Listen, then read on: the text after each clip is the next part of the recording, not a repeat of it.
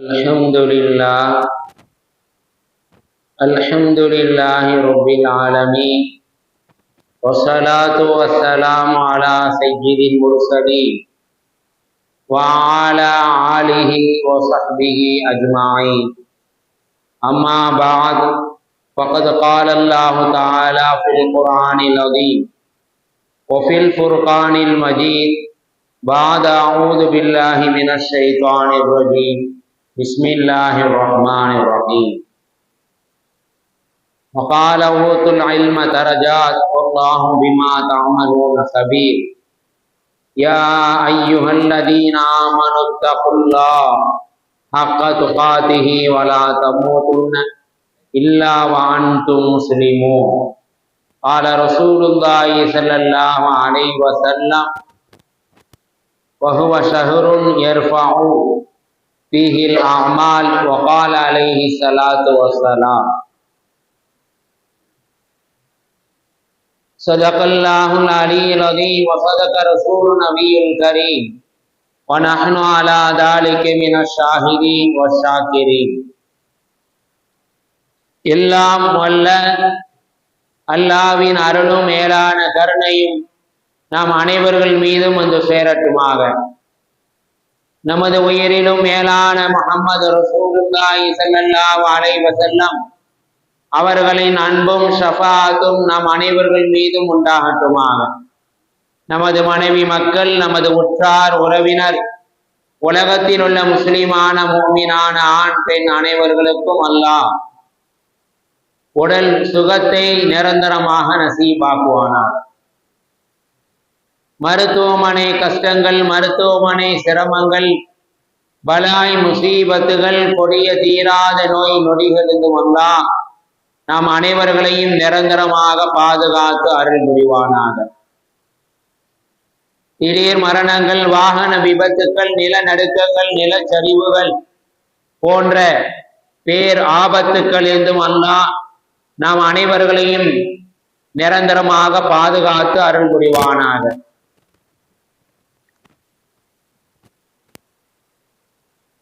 கரிமாவோடு மரணிக்கக்கூடிய நசீபே வல்ல நாயன் நம் அனைவர்களுக்கும் தந்தருள் புரிவானாக என்று துவா செய்தவனாக என்னுடைய உரையை ஆரம்பம் செய்கிறேன். கண்ணியத்திற்கும் பெருமதிப்பிற்குரிய அல்லாஹ்வின் நல்லடியார்களே, இஸ்லாமிய பெருமக்களே, சங்கை மிக்கு ஷாபானுடைய மாதத்திலே நாம் எல்லாம் இருக்கின்றோம். இந்த ஷாபானுடைய மாதம் கவனிக்கப்படக்கூடிய மாதம், ரமலானுக்கு அடுத்த ஒரு உயர்வை பெறக்கூடிய ஒரு மாதமான இந்த ஷாபானுடைய மாதம் இருக்கின்றது.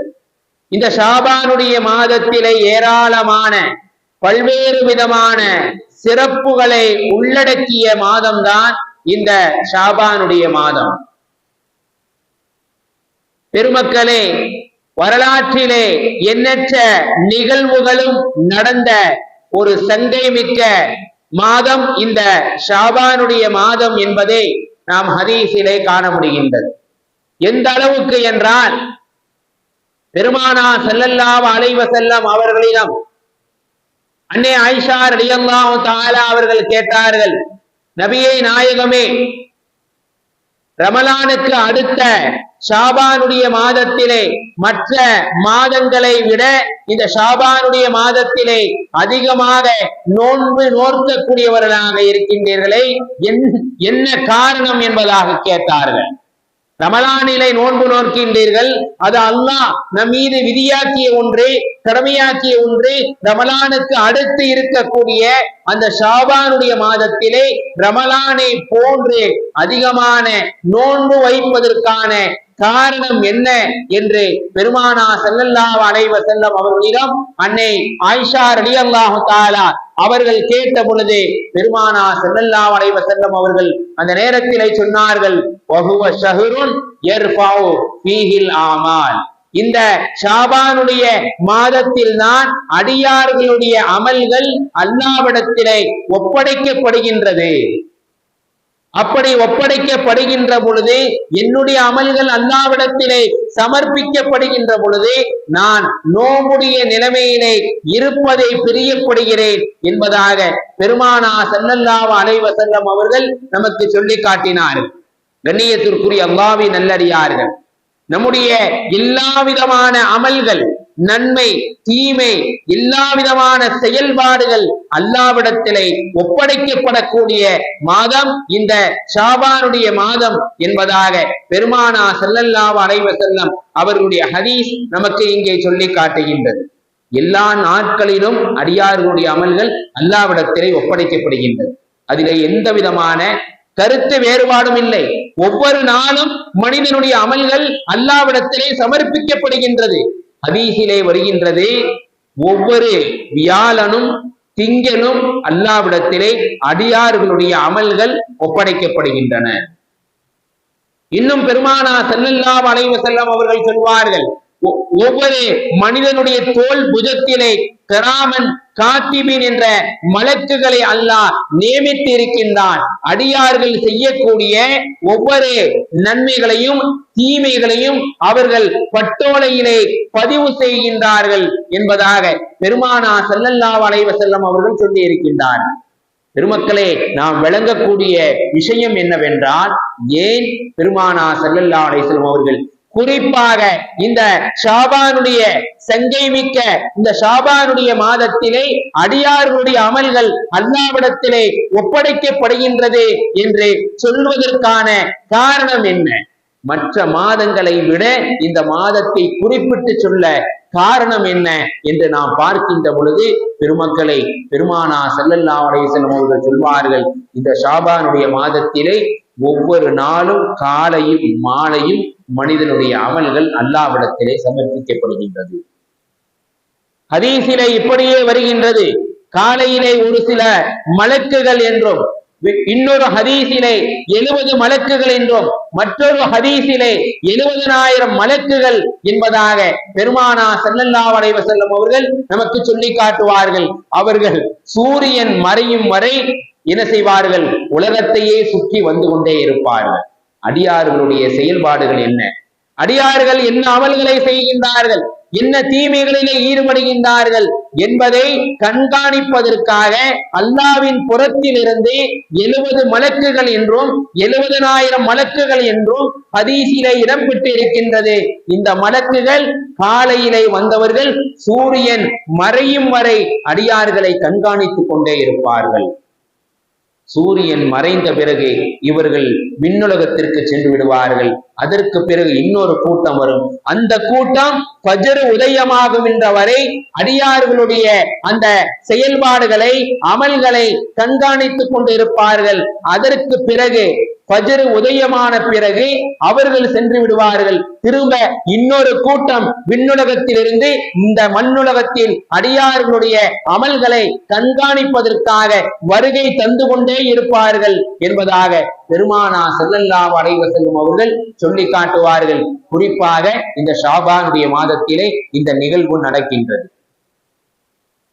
வானவர்களுடைய தொடர்பு, மலாய்க்கத்துமார்களுடைய அந்த சுகுபத்து இந்த ஷாபானுடைய மாதத்திலே இருக்கின்றது, நடைபெறுகின்றது என்பதாக பெருமானார் ஸல்லல்லாஹு அலைஹி வஸல்லம் அவர்கள் நமக்கு சொல்லி காட்டுகின்றார்கள். கண்ணியத்திற்குரிய அல்லாஹ்வின் நல்லடியார்கள், இஸ்லாமிய பெருமக்களே, இந்த மலக்குகள் தங்களுடைய பணியை முடித்துவிட்டு வானத்திற்கு திரும்பக்கூடிய அந்த தருணத்திலே எல்லாவற்றையும் அறிந்த அல்லாஹ் அந்த மலக்குகளை பார்த்து கேட்பானாம், என்னுடைய அடியார்களை எந்த நிலையிலே நீங்கள் விட்டு வந்திருக்கின்றீர்கள், என்னுடைய அடியார்கள் எந்த நிலையிலே இருக்கின்றார்கள் என்பதாக மலக்குகளிடம் அல்லாஹ் கேட்கின்ற பொழுதே அந்த மலக்குகள் சொல்வார்கள், அந்த அடியார்கள் உன்னை அஞ்சுபவர்களாக, உன்னை பயப்படக்கூடியவர்களாக இருக்கின்றார்கள் என்று சொன்னவுடன் அல்லாஹ் சொல்வான், மலக்குகளே நீங்கள் சாட்சியாக இருங்கள்.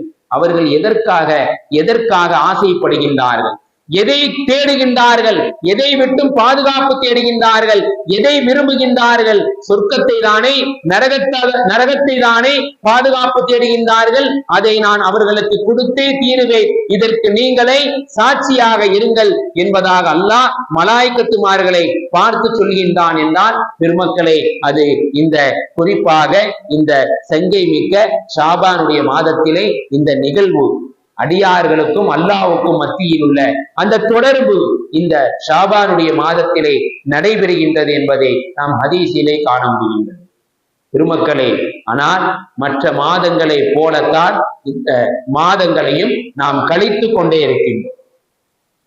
பெருமானா ஸல்லல்லாஹு அலைஹி வஸல்லம் அவர்கள் சொன்னார்கள் அல்லவா, ரஜபுன் ஷஹருல்லா, கடந்த ரஜபுடைய மாதம் அல்லாஹ்வுடைய மாதம், வஷாரி ஷாபான், இந்த ஷாபானுடைய மாதம் இருக்கிறதே அது என்னுடைய மாதம் என்பதாக சொன்னார்களே. அப்பேற்பட்ட பெருமானாருடைய மாதமாக இந்த ஷாபானுடைய மாதத்தில் எந்த அளவுக்கு நன்மைகளை நாம் தயார் செய்து கொண்டே இருக்கின்றோம் என்பதை நாம் ஒரு கணம் சிந்திக்க கடமைப்பட்டு இருக்கின்றோம். பெருமக்களே, ரஜபுடைய மாதத்திற்கும் ரமலானுடைய மாதத்திற்கும் இடையிலே உள்ள மாதம்தான் இந்த ஷாபானுடைய மாதம். இந்த மாதத்திலே அடியார்கள் அமல் செய்வதிலே கொடும்போக்காக இருக்கின்றார்கள் என்பதாக பெருமானா ஸல்லல்லாஹு அலைஹி வஸல்லம் அவர்கள் அன்றே ஹதீஸிலே சொல்லிவிட்டார்கள். இந்த ரஜபுடைய மாதத்திற்கும் ரமலானுடைய மாதத்திற்கும் இடைப்பட்ட மாதமாக இந்த ஷாபானுடைய மாதம் இருக்கிறதே, இந்த மாதத்திலே அடியார்கள் கொடும்போக்காக இருக்கின்றார்கள். எந்த அளவுக்கு கொடும்போக்காக இருக்கின்றார்கள்? பெருமக்களே, நபி ஸல்லல்லாஹு அலைஹி வஸல்லம் அவர்கள் சகாபாக்களிடம் சொல்வார்கள், பிற்காலத்திலே ஒரு கூட்டம் வரும், பிற்காலத்திலே முஸ்லிம்கள் வருவார்கள், அவர்கள் செய்யக்கூடிய அமல்கள் ஆக குறைவாக இருக்கும், ஆக கம்மியாக இருக்கும். ஆனால் உங்களுக்கு எவ்வளவு கூலியோ அந்த அளவுக்கு கூலியை அல்லாஹ் அவர்களுக்கு கொடுப்பான். நீங்கள் ஒவ்வொருவர்களும் அமல் செய்வதிலே ஆர்வமாக இருக்கிறீர்கள், ஒவ்வொருவர்களும் அமல் செய்வதிலே உதவியாக இருக்கின்றீர்கள். ஆனால் அவர்கள் அப்படி இருக்க மாட்டார்கள். எப்படி இருப்பார்கள் என்றால், சகாபாக்களுடைய காலத்திலே தொழாத முஸ்லிம்கள் என்று நாம் யாரையும் சொல்ல முடியாது. தொழுதவர்கள் என்று நாம் எடுத்துக்கொண்டோமையானால் ஆயிரக்கணக்கான லட்சக்கணக்கான சகாபாக்களை நாம் எடுத்து சொல்லலாம். ஆனால் சகாபாக்களுடைய காலத்திலே தொழாத முஸ்லிம்கள் என்று யாரையும், எந்த ஒரு மனிதரையும், எந்த ஒரு சகாபியும் குறிப்பிட முடியாது. யாராவது ஒருவர் சோம்பேறியாக இருந்தாலும் அவர் தொழுது விட்டால் நாமும் தொழுவ வேண்டும், நாமும் நன்மையை அடைய வேண்டும் என்பதாக வேகமாக சென்று தொழுவத்தான் ஆசைப்படுவார்களை தவிர தொழாமல் இருக்க மாட்டார்கள். ஆனால் இன்றைய காலகட்டத்தினுடைய மக்கள் தொழாதவர்கள் என்று எடுத்துக்கொண்டால் பட்டியல் நீண்டு கொண்டே செல்லும். தொழுதவர்கள் என்று எடுத்துக்கொண்டால் ஆக கம்மியான பட்டியலை எடுத்து செல்லலாம். ஆனால் தொழாதவர்கள் என்று எடுத்துக்கொண்டால் நீண்டு கொண்டே இருக்கும். அப்பேற்பட்ட அந்த சகாபாக்களுக்கு கிடைக்கக்கூடிய கூலியை போல ஆக கம்மியாக அமல் செய்யக்கூடியவர்கள் நீங்கள், அமல் விஷயத்திலே ஆர்வம் இல்லாதவர்கள் நீங்கள். ஆனால் சகாபாக்களுக்கு கிடைக்கக்கூடிய அந்த கூலியை போல உங்களுக்கும் கிடைக்கும் என்பதாக பெருமானா ஸல்லல்லாஹு அலைஹி வஸல்லம் அவர்கள் பிற்காலத்திலே தோன்றக்கூடிய முஸ்லிம்களுக்கு அறிவுரை சொன்னார்கள் என்றால், பெருமக்களே, இந்த விஷயத்திலே நாம் எந்த அளவுக்கு கவனமாக இருக்கின்றோம். பெருமானா ஸல்லல்லாஹு அலைஹி வஸல்லம் அவர்கள் சொன்னார்கள், பிற்காலத்திலே உள்ள முஸ்லிம்கள் எப்படி இருப்பார்கள்? நம்மை கவனித்து சொன்னார்கள். மிகுதமாக தொழாமல் இருப்பார்கள், மிகுதமாக நல்ல காரியங்களில் ஈடுபடாமல் இருப்பார்கள், மிகுதமாக இந்த மார்க்கத்தை பின்பற்றுவதை விட்டும் தூரமாக இருப்பார்கள். அப்பேற்பட்ட அந்த மக்களுக்கு சகாபாக்களுக்கு கிடைக்கக்கூடிய கூலியை போல அவர்களுக்கும் கிடைக்கும் என்பதாக பெருமானா ஸல்லல்லாஹு அலைஹி வஸல்லம் அவர்கள் சொன்னார்கள் என்றால், பெருமக்களை எதை கவனித்து சொன்னார்கள் என்றால், நாம் ஒரு அமலை இந்த காலகட்டத்திலே, இந்த காலகட்டத்தை குறித்துதான் பெருமானா ஸல்லல்லாஹு அலைஹி வஸல்லம் அவர்கள் சொன்னார்கள். ஒரு அமலை ஆர்வத்தோடு, பிரியத்தோடு, ஏக்கத்தோடு அந்த அமலை நாம் செய்தோம் என்றால் எந்த சகாபாக்களுக்கு கூலி கிடைத்ததோ அதே சகாபாக்களுக்கு கிடைத்த கூலி நமக்கும் கிடைக்கும் என்பதாக பெருமானா ஸல்லல்லாஹு அலைஹி வஸல்லம் அவர்கள் தம்முடைய ஹதீஸிலே சொல்லி காட்டுவார்கள். பெருமக்களை. ஆனால் இந்த ஷாபானுடைய மாதத்திலே பொடும்போக்காக நாம் இருக்கின்றோம். அமல் செய்யக்கூடிய விஷயத்திலே ஆர்வம் இல்லாமல் இருக்கின்றோம், ஆசை இல்லாமல் இருக்கின்றோம். ஆனால் சகாபாக்களுடைய காலகட்டத்திலே தொழாத முஸ்லீம்கள் என்று நாம் பட்டியலை எடுத்தோம் என்றால் ஒரு சகாபி கூட இல்லை. ஆனால் இன்றைய காலகட்டத்திலே தொழாத முஸ்லீம்கள் என்று நாம் பட்டியலை இட்டோம் என்றால் ஆயிரக்கணக்கான என்ன லட்சக்கணக்கான மில்லியன் கணக்கான மக்களை நாம் எடுத்து செல்லலாம். பெருமக்களை, சூஃபியாக்கள் சொல்வார்கள், இந்த ஷாபானுடைய மாதம் ரமலானில் அமல் செய்யக்கூடிய பயிற்சியான மாதம் என்பதாக சூஃபியாக்கள் சொல்வார்கள். இந்த ஷாபானுடைய மாதம் பிறை 10 அன்று ஹிஜ்ரி 2 அன்றுதான் நோன்பு வைப்பதே கடமையாக்கப்பட்டது. ரமலானுடைய நோன்பு நோக்கின்றோம் அல்லவா, அந்த ரமலானுடைய நோன்பு முதலாக கடமையாக்கப்பட்ட மாதம் இந்த ஷாபானுடைய மாதம். அதற்கு பிறகுதான் அல்லாஹ் ரமலான் என்ற ஒரு மாதத்தை தேர்வு செய்து அந்த மாதத்துக்கு பெயர் சூட்டி அந்த மாதத்திலே அல்லாஹ் நோன்பே என்ன செய்தான், மாற்றி அமைத்தான். அதற்கு முன்பாக இந்த ஷாபானுடைய மாதத்தில் தான் நோன்பு கடமையாக்கப்பட்டது என்பதாக பெருமானார் ஸல்லல்லாஹு அலைஹி வஸல்லம் அவர்கள் நமக்கு சொல்லி காட்டுகின்றார். பெருமக்களை, இந்த ஷாபானுடைய மாதத்தில் தான் எதிரிகளை தாக்குவதற்குண்டான ஜிஹாத் என்ற அந்த போர் கடமையாக்கப்பட்டது இந்த ஷாபானுடைய மாதம். லைலத்துல் நிஸ்பு என்று சொல்லக்கூடிய பராத் இரவு, அந்த பராத் இரவுடைய அந்த இரவு கடமையாக்கப்பட்ட மாதம் இந்த ஷாபானுடைய மாதம் என்பதாக பெருமானார் ஸல்லல்லாஹு அலைஹி வஸல்லம் அவர்கள் சொன்னார்கள். இன்னும் 2 வாரங்களிலே அந்த பராத்துடைய இரவை நாம் எல்லாம் எதிர்நோக்கி கொண்டிருக்கின்றோம்.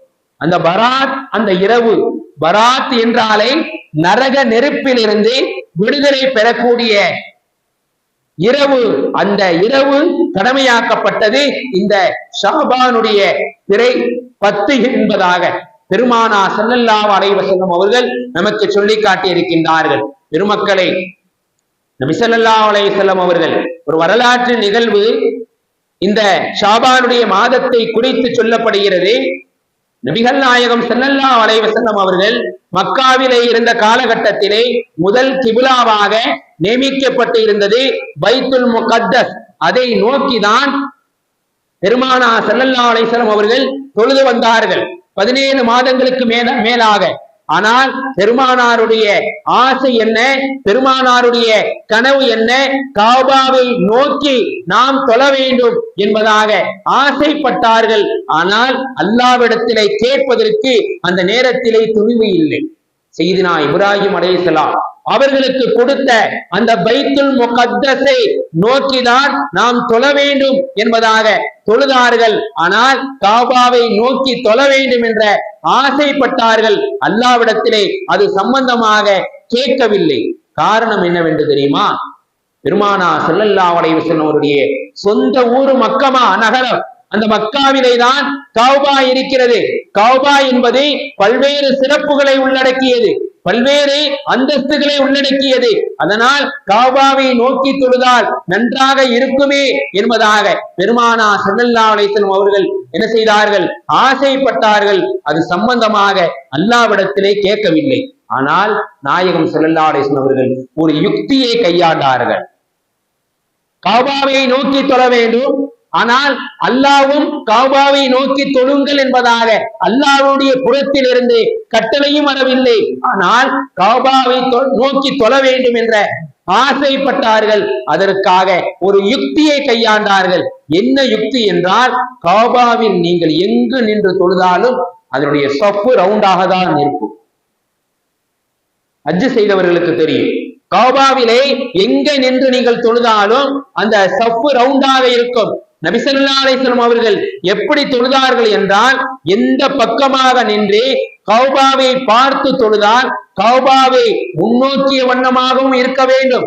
சையதுனா இப்ராஹிம் அலைஹிஸ்ஸலாம் அவர்களுக்கு கொடுக்கப்பட்ட அந்த பைத்துல் முகத்தஸ் அதையும் அந்த கிபிலாவையும் முன்னோக்கி தொழுதாக இருக்க வேண்டும் என்பதாக, எப்படி தொழுதால் நன்றாக இருக்கும், கௌபாவை நோக்கி தொழக்கூடிய அந்த வாய்ப்பு கிடைக்கும் என்பதாக ஆராய்ந்து பெருமானார் ஸல்லல்லாஹு அலைஹி வஸல்லம் அவர்கள் அந்த பைத்துல் முகத்தஸிலே நோக்கி தொழுதார்கள். ஆனால் கௌபாவை நோக்கிய வண்ணமாகவும் இருந்தது, பைத்துல் முகத்தஸை நோக்கிய வண்ணமாகவும் தொழுதார்கள்.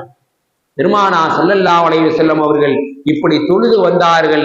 ஆனாலும் பெருமானாருக்கு என்ன ஆசை என்றால், நாம் நிதர்சனமாக நேராக உண்மையாக சத்தியமாக அந்த கௌபாவை நோக்கி தொழ வேண்டும் என்ற ஆசை அவர்களுக்கு இருந்து கொண்டே இருந்தது. இருந்தாலும் மக்காவில் இருக்கின்ற பொழுது அந்த பைத்துல் முகத்தஸை நோக்கியும் தொழுது கொள்ளலாம், கௌபாவை நோக்கியும் தொழுது கொள்ளலாம், அந்த அளவுக்கு ஆராய்ந்து தொழுது கொண்டிருந்தார்கள். பெருமானார் ஸல்லல்லாஹு அலைஹி வஸல்லம் அவர்களுக்கு ஹிஜ்ரத்துக்கு அனுமதி வந்தது. மதீனாவுக்கு வந்தார்கள், மஸ்ஜிதை கட்டினார்கள், பாங்கு சொல்வது கடமையாக்கப்பட்டது. இவ்வளவு நாள் கடந்த பிறகும் பெருமானாருக்கு என்ன ஆசை அவர்களுக்கு இருந்தது என்றால், கௌபாவை நோக்கி தொழுதால் நன்றாக இருக்குமே என்ற எண்ணம் மட்டும் அவர்களுக்கு குறையவில்லை. மக்காவில இருக்கின்ற பொழுது இரண்டையும் நோக்கி தொழுதார்கள், அந்த வாய்ப்பு கிடைத்தது. ஆனால் மதீனாவுக்கு வந்து பார்த்தால் கௌபா இருப்பது ஒரு திசையிலே, பைத்துல் முகத்தஸ் இருப்பது இன்னொரு திசையிலே. கௌபாவே நாம் பைத்துல் முகத்தஸை நோக்கி தொழுதால் கௌபா நமக்கு பின்புறமாக இருக்கும் மதீனாவிலே. அதுபோல ஒரு சூழ்நிலை. பெருமானார் ஸல்லல்லாஹு அலைஹி வஸல்லம் அவர்கள் என்ன செய்தார்கள்? மிகவும் கவலைப்பட்டார்கள், மிகவும் என்ன செய்தார்கள்? வருத்தப்பட்டார்கள். அந்த நேரத்தில் தான் அல்லாஹு தஆலா ஆயத்தை இறக்கி வைத்தார். கத் நரா தகல்லுப வஜ்ஹிக ஃபிஸ் ஸமா. நபியே நாயகமே, உங்களுடைய பார்வை வானத்தை நோக்கியே வந்த வண்ணமாகவே இருக்கின்றதே என்பதாக அல்லாஹ் பெருமானாரை பார்த்து கேள்வி கேட்டார். வானத்தையும் நோக்கி பார்த்துக்கிட்டே இருந்தாங்க அப்படின்னு இல்லை, வானத்தையே நோக்கி உங்களுடைய பார்வை வந்து கொண்டே இருக்கின்றதே என்றால் என்ன காரணம் என்றால், அல்லாஹ்வுடைய புறத்திலிருந்து எப்ப வகி வரும்? நாம் கௌபாவை நோக்கி தொழ வேண்டும், அதுதான் நம்முடைய ஆசையாக நம்முடைய கனவாக இருக்கின்றது. ஆனால் அல்லாஹ் ஏற்கனவே கடமையாக்கிய பைத்துல் முகத்தஸை நோக்கி தொழுது கொண்டே இருக்கின்றோமே, அல்லாஹ்வுடைய புறத்திலிருந்து எப்பொழுது வகை வரும் என்பதாக அல்லாஹ்வுடைய வகையை எதிர்பார்த்து கொண்டே இருந்தார்கள். அதனால் அல்லாஹ் ஆயத்தை இறக்கினான். கத் நரா தகல்லுப வஜ்ஹிக ஃபிஸ் ஸமா. நபியே நாயகமே, உங்களுடைய பார்வை வானத்தை நோக்கியே வந்து கொண்டே இருக்கின்றதே என்று இறக்கிவிட்டு வஜ்ஹிக வஜ்ஹிக ஃபலனுவல்லி என்னக கிப்லத்தன் தர்லாஹா. நாம் மஸ்ஜிதுல் ஹராமை கிப்லாவாக உங்களுக்கு நாம் ஆக்கிவிட்டோம். ஃபவல்லி வஜ்ஹக ஷத்ரல் மஸ்ஜிதுல் ஹராம். மஸ்ஜிதுல் ஹராமை நோக்கி நீங்கள் தொழுகையை நிறைவேற்றுங்கள் என்பதாக பெருமானார் ஸல்லல்லாஹு அலைஹி வஸல்லம் அவர்கள் அஸருடைய தொழுகையை நிறைவேற்றி கொண்டிருக்கக்கூடிய அந்த தருணத்திலே அல்லாஹ் வகியை இறக்கினான். இரண்டாவது ரக்காத்திலேயே கௌபாவை நோக்கி என்ன செய்தார்கள்?